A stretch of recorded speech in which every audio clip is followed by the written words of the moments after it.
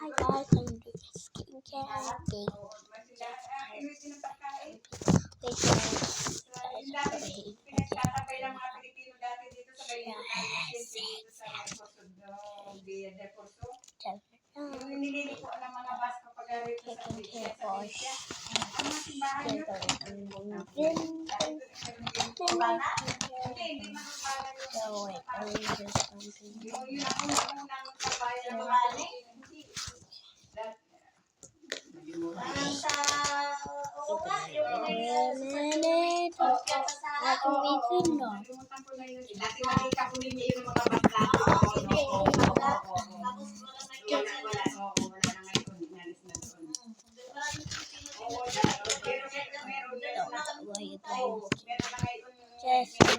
meron na kainan din ng mga Pilipino ay yung hindi na yun yung mga nagtitinda ng mga sweet yung mga photo mga ano oo siya ang nagtitinda doon ay yun nga daw yung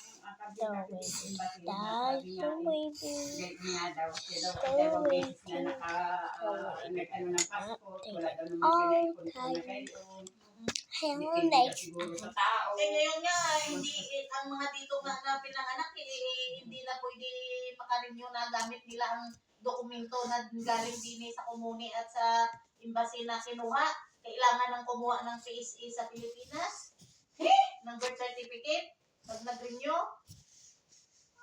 dahil nga kay Maria naukihan pa at kay Jay dahil sabay kami ni Barbara nag-renew naukihan pa yung DNA dati ng mga requirements at kinuha sa embassy tapos sinabihan na kami you like it, like why you not like it, subscribe.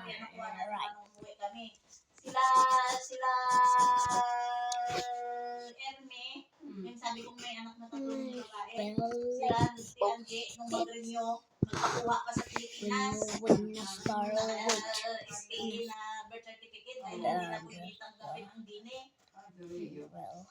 kaya hindi ka na pinanganak ay dapat pala kung dito na pinanganak ay huwag na magduwal kaya tek na yan hindi na lang kukuha ng passport no Guys, it's so ugly today. It's so ugly, guys. It's just so ugly. See, I know what I need to go and prepare myself. Okay, bye.